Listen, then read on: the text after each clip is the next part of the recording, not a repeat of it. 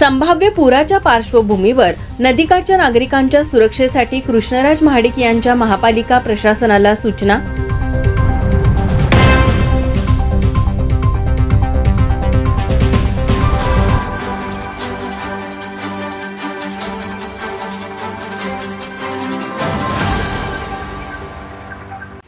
गेल्या 4 दिवसापासून कोल्हापूर जिल्ह्याला पावसाने झोडपून काढले आहे। परिणामी पंचगंगा नदीने इशारा पातळी ओलांडली असल्याने अशावेळी नागरिकांच्या सुरक्षेसाठी यूथ आयकॉन कृष्णराज महाडिक यांनी महापालिका अधिकाऱ्यांसोबत शुक्रवार पेठ परिसराची पाहणी केली। तसेच प्रशासनाला सूचना केल्या। कृष्णराज महाडिक यांनी आज सकाळी महापालिकेच्या अधिकाऱ्यांना सोबत पुराचा फटका बसणाऱ्या कुटुंबियांना मदत करण्यासाठी पाहणी केली।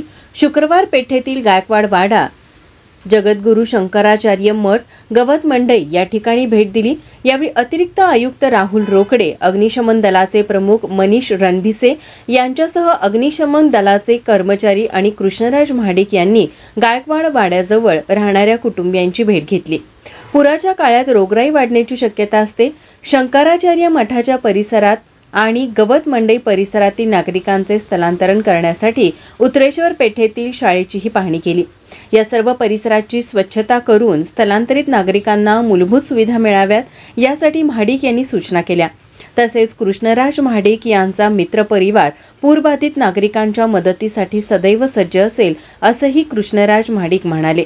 यावेळी जयदीप घरपणकर, राज माने, पृथ्वीराज मोरे, कुणाल भणगे, हरीश पाटील, सिद्धार्थ शिराळे, सुमित चौगले यांच्यासह कार्यकर्ते उपस्थित होते।